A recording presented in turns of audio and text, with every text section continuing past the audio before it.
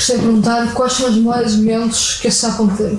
Aqui posso fazer referência ao social. Fazíamos amigos para jogar à bola, ao arco, ao ímpolo, à meca e ao peão. Todos aprendíamos, e isto é fantástico, todos aprendíamos a nadar no rio, porque o nosso rio era um rio diferente. Convidávamos ao mergulho e aos passeios de barco. Aos fins de semana, as festas existentes nas aldeias levavam muitos de nós a pé até ao local, em especial o Senhor da Saúde, Senhora da Boa Morte, Santo Vidro e a Senhora das Neves, Santa Comba e Santa Maria Madalena. Depois, mais centrais, estavam as Feiras Novas e a Vaca das Escolas, sempre as tradicionais, movimentavam mais multidões. Quais são os motivos que o levaram a regressar a Pontelima? Cresci aqui, depois fui viver para Luanda. Depois para a França, depois passei por Paris, depois para Lisboa, depois fui para Lisboa, e depois voltou a Arcozelo. Depois voltei a Cascais, e de Cascais voltei a Ponte Lima. É saudade. Os naturais destas terras do Lima têm alguma dificuldade quando se sentem o aperto no coração. E esse aperto chama-se saudade.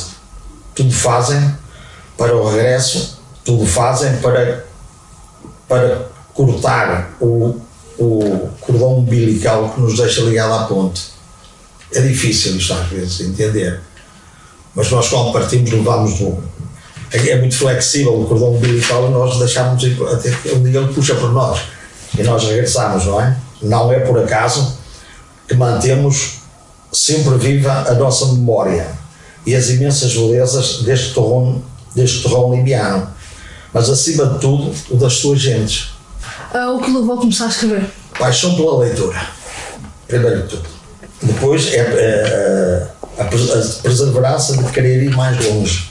Esse objetivo conseguido com a publicação de 10 livros, com temas diversos, mas o tema amor em primeiro lugar. Não posso deixar de fazer referência a alguns inspiradores de leitura e da escrita, como Garibaldi, João Marcos, Luís Antas, Miguel Manjoa, Teófilo Carneiro, Landírio Vieira, Cláudio Lima, António Ferreira, este para mim o maior poeta limiano, Alves Redol, Fernando Namora e António Nobre, entre tantos outros que eu podia estar aqui uma tarde a falar deles. O melhor de tudo é sempre o convívio com as pessoas, e eu neste caso pessoal, eu convivi com toda esta gente, porque como estava no jornal Cardeal Saraiva era muito fácil contactar com esta gente, que eles publicavam os artigos, falavam-se de cultura e eu ia-os acompanhando sempre.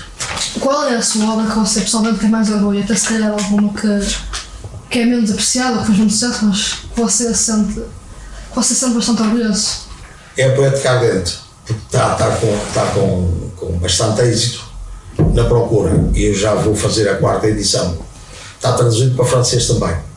As Crónicas de um Outro Tempo é um apagado que eu fiz das histórias das pessoas, das alcunhas das pessoas, do comércio e das indústrias que se foram perdendo ao longo dos anos e que uma grande parte delas são retratadas. Visto que esta localidade é associada em inúmeras lendas e mitos, como por exemplo a do Rio Leite, etc. Quais são as que gostaria de destacar e até aquelas que revelam mais acertadas crenças do povo imenso passado? E das muitas lendas e mitos, destaco a passagem de São Francisco de Assis por terras de Ponte Lima, quando a caminho de Santiago, de Compostela, onde diz a lenda que bebeu na fonte existente no Salgueirinho, que se chama agora Fonte de São Francisco de Assis. Há também a dos 7 porquinhos, no cruzamento mais abaixo da rua, e há depois, já na Fonte da Preguiça, que aparecia lá um homem vestido de branco, uma moça vestida de branco à noite e assustava as pessoas. Passo um capote em branco. Eu penso que estas histórias que se inventavam acerca dos mitos, que eram um pouco para nos assustar a nós adolescentes, para não andarmos à noite pelos caminhos. Então, quais achas que foram os episódios mais marcantes da história de Ponte Lima?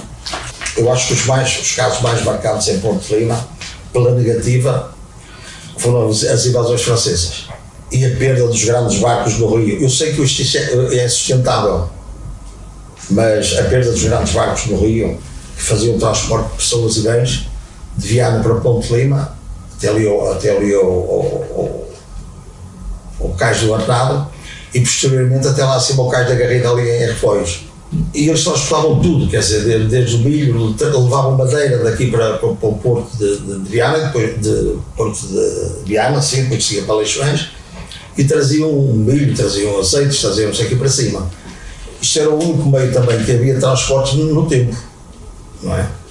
Os carros de bois iam buscar a mercadoria ao Tabel para distribuírem em Ponte Lima, e nós olhámos para o Tabel, que fica aí a uma razoável distância de 20 e tal quilómetros, e havia carros de bois que iam buscar a mercadoria à estação dos caminhos de ferro ao Tabel, distribuíam em Ponte Lima e Ponte da Barca. Era um dia de viagem, mas não havia outro tipo de transportes. Também é negativa, considero eu, a distribuição da fortaleza ou muralhas, assim como eu também considero, nos moldes atuais, que a construção da barragem do Lindoso não é benéfica para o Lima, independentemente do facto de impedir que haja cheias, de impedir que haja uma série de fatores que hoje serão negativos. Só que naquela altura as pessoas eram servidas de barco nas ruas da vila, nas grandes cheias eram servidas de barco.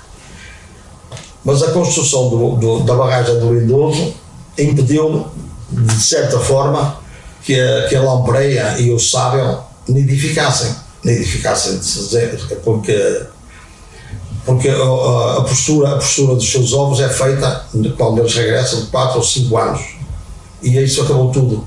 Falando então de temas mais atuais, este ano, em 2025, Ponte Lima faz 900 anos. E faz muito bem fazer 900 anos. Eu não consigo chegar a essa idade, mas posso-vos acrescentar que não conheço a totalidade da programação, mas penso que será muito positivo. O feriado anunciado passará a ser o dia 4,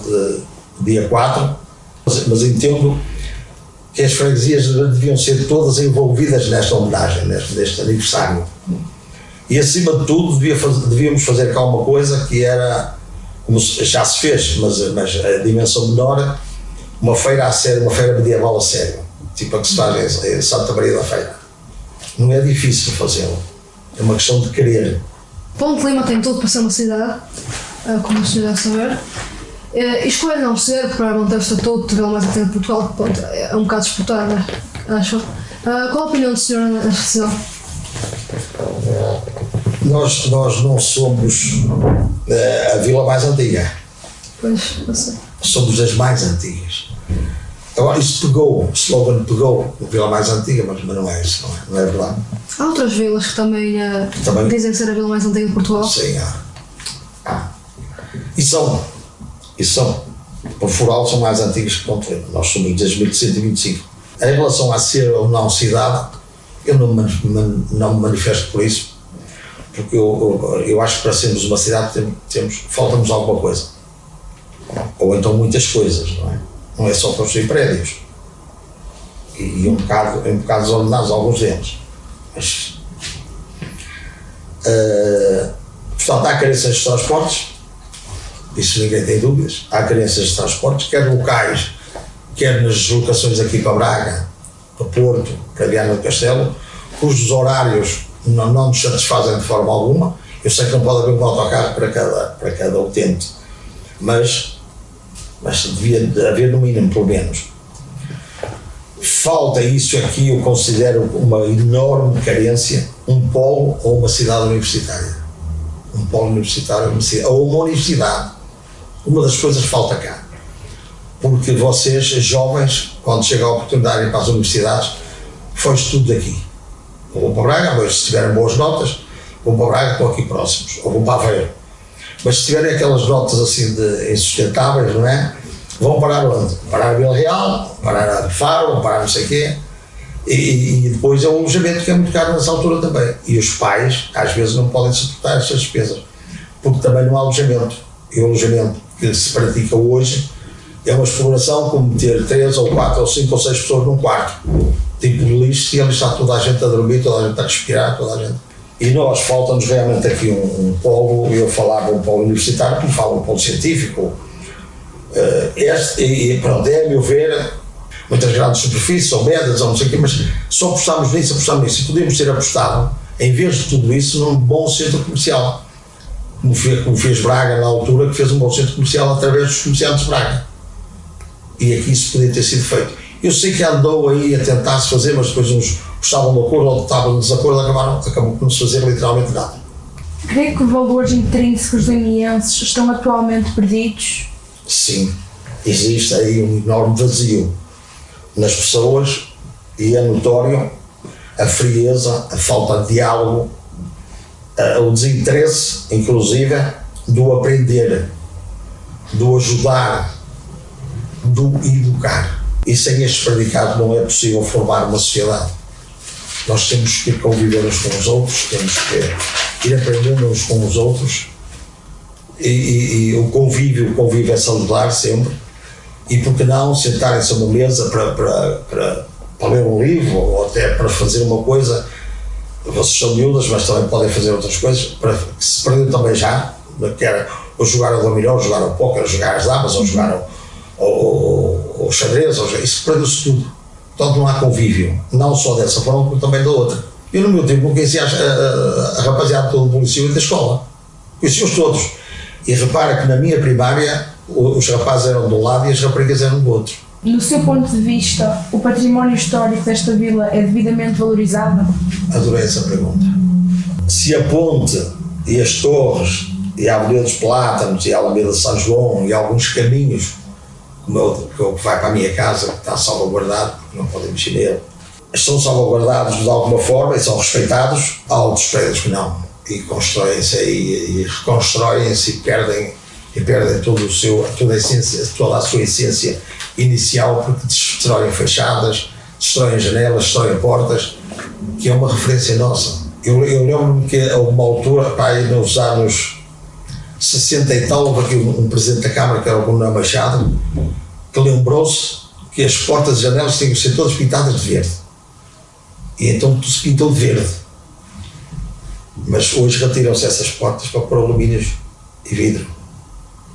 Eu sei que é mais sustentável, eu sei que é mais durável, eu sei que essas coisas todas. Mas em edifícios que aparentemente têm um passado histórico, essas portas e essas janelas não ficam lá bem. Para mim, existem algumas dúvidas quanto à valorização. O senhor considera que esta vila usufrui corretamente todas as potencialidades que se expõe? Muito sensível a essa resposta também. Nossa potencialidade maior como atração turística está no Rio. E esse está impraticável. Fazer dele um meio de procura, beneficiando em muito todo o comércio, restauração e outros serviços, era um passo a dar. Fazer um passo, daqueles passos longos. Mas temos que pensar nisso. A inexistência de uma praia fluvial com todas as condições de lazer catapultava o Ponte Lima no sul todo, como aliás acontece com outras vilas bem próximas de nós e que têm o mesmo rio que nós. Criar infraestruturas para além de jardins, essencialmente na área do bem-estar. O turismo religioso era importante também pensarem nisso e por que não criar aí outras condições para recebermos o turismo, tirá-los um bocado, descentralizá-los. Eu não sou a favor de que o turista chegue, olhe para o chafariz, olha para a ponte, faz uma fotografia, depois não é capaz de visitar o antigo hospital, vai à Igreja Matriz, não vai lá a Semalapa, não vai às Neves, não vai além da ponte, quer dizer, está muito limitado aqui à ponte e ao passeio e ao Largo de Camões. E nós temos um potencial para além deste, é descentralizar isto só e apostar forte no turismo. Antes de terminarmos, eu gostava só de fazer uma pergunta. Tem algum conselho ou uma palavra amiga que queira dizer aos mais jovens limienses? Espero ter contribuído para os vossos êxitos escolares, sociais e profissionais. No futuro, claro. Mas leiam sempre e muito, neste mundo em movimento. Fico muito grato pela vossa oportunidade e até sempre com umas palavras de muito carinho. Obrigada por aceitar o nosso convite e por vir disponibilizar-se para se deslocar até à escola e e agradecemos muito